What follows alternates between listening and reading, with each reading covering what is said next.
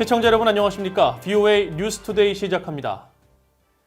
미국 상원 외교위 소속 주요 의원들이 북한에 대한 제재 부과 활성화를 촉구하는 서한을 트럼프 행정부에 보냈습니다. 최근 북한과 이란, 중국, 러시아 등 8개 나라가 신종 코로나 바이러스 대응에 지장을 준다며 제재 해제를 요구했는데 의원들은 중국과 러시아에 대한 제재 압박을 더 높여야 한다고 강조했습니다. 첫 소식 이조은 기자가 보도합니다. 미국 상원 외교위원회 동아태 소위원장인 공화당의 코리 가드너 의원과 민주당 간사인 밤 메넨데즈 의원은 1일 트럼프 행정부에 북한의 위협이 점증하고 있다는 서한을 보냈습니다. 마이크 폼페오 국무장관과 스티븐 무누신 재무장관에게 보낸 이 서한은 미북 비핵화 협상이 교착된 상황에서 북한은 지난해 26차례의 단거리 미사일 발사를 감행하면서 1년 만에 유엔 안보리 결의를 가장 많이 위반했다고 지적했습니다. 또 북한은 지난 3월에도 미사일 발사를 하며 11건의 안보리 결의를 위반했다면서 이런 북한에 대한 미국 대응의 문제점을 지적했습니다. 북한의 제재 위반에 대한 미국 행정부의 관여와 유엔 내 지도력, 독자적 제재 부과가 줄었다면서 국무부와 재무부는 시급한 우선순위로 북한에 대한 미국과 유엔의 제재 집행에 나서라고 촉구했습니다. 두 의원은 이어 북한의 사이버 활동과 관련한 최근 재무부의 제재 조치는 긍정적이라면서도 북한의 사이버 제재 회피 규모에 비례하지 않는다며 지속적인 제재 부과를 요구했습니다. 그러면서 중국과 러시아에 대한 압박을 강조했습니다. 북한의 비핵화 협상 복귀를 제대로 압박하려면 중국과 러시아를 압박해야 한다며 꾸준히 제기해온 제3자 제재를 다시 거론했습니다. Clearly, China has lessened their sanctions, has, I think, loosened up trade with North Korea. Russia has done the same thing. So I continue to believe we should pass the LEAD Act and do more to sanction those actors in China and Russia who are responsible for trade or violation of sanctions.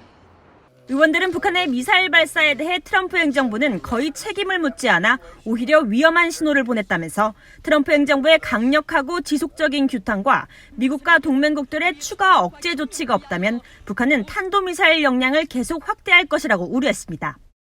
또 북한의 중단거리 미사일 실험도 허용하면 장거리 미사일 개발로 미국과 동맹국 안보에 해가 될 것이라고 지적했습니다. 이번 사안은 트럼프 행정부가 코로나 바이러스 방역을 위한 대북 인도적 지원 의사를 밝힌 가운데 전달됐는데 의원들은 대북 인도적 지원도 북한 주민들에게 돌아가게 해야 한다며 철저한 모니터링, 즉 감시를 강조했습니다. VOA 뉴스 이존입니다. 전 세계로 확산된 신종 코로나 바이러스를 막기 위해 각국은 총력을 기울이면서 한국 상황을 평가하며 모델로 삼고 있습니다. 초기 방역 실패로 급속히 확산된 코로나 사태를 그나마 이 정도로 막아내고 있는 것은 최일선에서 사투를 벌이고 있는 한국 의료진들의 헌신이 있기 때문이라는 평가가 나옵니다. 서울에서 한상미 기자가 보도합니다. 서울의 구로구에 있는 한 대학병원. 신종 코로나 바이러스 감염으로 분류된 환자가 응급차에 실려 급하게 도착했습니다. 방역복을 입은 의료진이 신속하게 움직입니다. 이 병원의 감염내과 전문의 윤진구 교수는 일반 환자들과 엄격하게 분리된 특별 진료 구역에서 환자를 살피고 있습니다. 여기는 이제 전실이고요. 저 안쪽이 이제 진료 구역이고 이제 안에 환자분이 계시고요. 예, 이 안에는 저희 담당 의료진 외에는 들어오실 수가 없습니다. 음압병실에 9일째 입원 중인 신종 코로나 바이러스 환자는 현재 폐렴 치료를 집중적으로 받고 있습니다. 환자를 치료하는 의료진들도 바이러스 감염 위험으로 항상 초긴장 상태입니다. 저희 의료진도 이제 감염이 될 수가 있기 때문에 보호 장치를 철저히 하고 이제 진료를 하고 있고요. 환자들이 생기지 않게 계속 스크리닝을 하고 이제 의심되는 환자들을 진료를 하고 그런 점들이 지금은 제일 힘들고요. 한국 내 의료진 감염자 수도 늘기 시작하면서 외래 환자를 보던 의사 한 명이 코로나 바이러스에 감염돼 위중 상태라는 보도가 전해졌습니다. 몇 날 며칠 언제 끝날지 모르는 상황에서 각 병원마다 보이지 않는 바이러스와 사투를 벌이고 있는 의료진. 사명감으로 버티고 있습니다. 신종플루랑 메르스가 우리나라에서 확산이 될 때도 또 이제 그런 것들을 컨트롤하는 거를 이제 제가 같이 보면서 트레이닝을 받았고 지금도 이제 코로나가 많이 확산이 되고는 있지만 코로나 컨트롤하는 데 인도를 하는 그거를 자랑스럽게 생각하고 있고 이제 일종의 사명감도 제가 가지고 있습니다. 그래서 다 함께 이제 이겨나가는데 보탬이 됐으면 합니다. 초기 정부의 판단과 방역 실패로 한국 내 신종 코로나 바이러스는 걷잡을 수 없이 확산됐었고 이후 검사와 방역 강화, 시민들의 자발적인 이동 자제 등으로 확산세는 주춤한 상태입니다.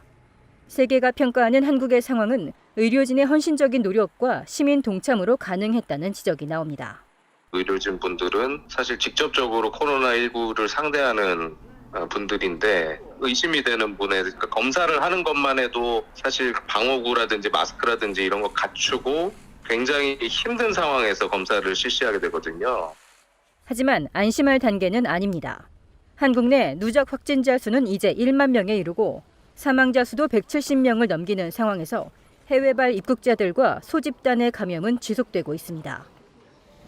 전문가들은 지난 2달간 한국에서 40만 건에 달하는 검사가 이뤄졌다며 이는 의료진들의 적극적인 대처가 있었기에 가능한 것이라고 밝혔습니다. 서울에서 VOA 뉴스 한상미입니다. 로버트 에이브럼스 주한미군 사령관은 신종 코로나 바이러스 확진자가 없다는 북한 주장을 받아들이지 않는다며 북한 내 발병 가능성을 다시 거론했습니다. 에이브럼스 사령관은 지난 2일 BOA와 CNN 두 언론사와 함께한 인터뷰에서 북한은 코로나로부터 자유롭다는 북한 측의 주장은 불가능한 주장이라면서 관련 정보와 분석 방법을 공개할 수는 없지만 지난 2월부터 3월 초까지 북한군이 봉쇄 상태였다는 점 등 북한의 지난 30일간 행동들을 통해 관련 내용들을 알 수 있다고 밝혔습니다. 또 북한이 코로나 확산을 막기 위해 국경 이동 제한과 접경 지역 통제 등의 매우 엄격한 조치를 취했다는 점도 문제의 근거로 들었습니다. 미국 국무부가 신종 코로나 바이러스 감염증 확산으로 북한 등 권위주의 국가에서 종교적인 이유로 수감된 사람들이 더 큰 어려움을 겪고 있다며 이들을 즉각 석방할 것을 촉구했습니다. 샘 브라운백 국무부 국제종교자유 담당 대사는 2일 기자회견에서 세계적으로 수십만 명이 자신의 종교를 평화적으로 지키려 했다는 이유만으로 수감돼 있다며 이들에 대한 즉각적인 석방을 요구한다고 밝혔습니다. 브라운백 대사는 특히 종교적 양심수와 소수민족을 억압하는 권위주의 정부 아래 수감돼 탄압받는 이들은 신종 코로나 바이러스 확산으로 건강과 안전에 더욱 위협을 받는 상황에 놓여 있다며 많은 종교적 양심수를 수감하고 있는 북한과 러시아, 중국, 이란, 인도네시아 등의 수감자 석방을 거듭 촉구했습니다.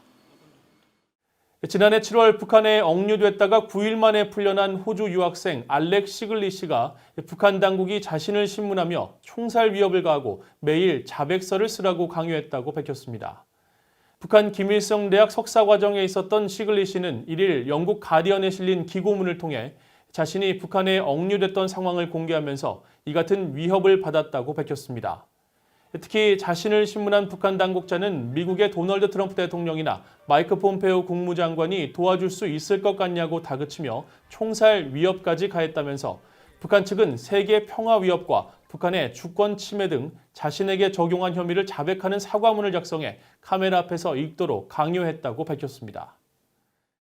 이상으로 VOA 뉴스투데이를 마칩니다. 시청해주신 여러분 고맙습니다.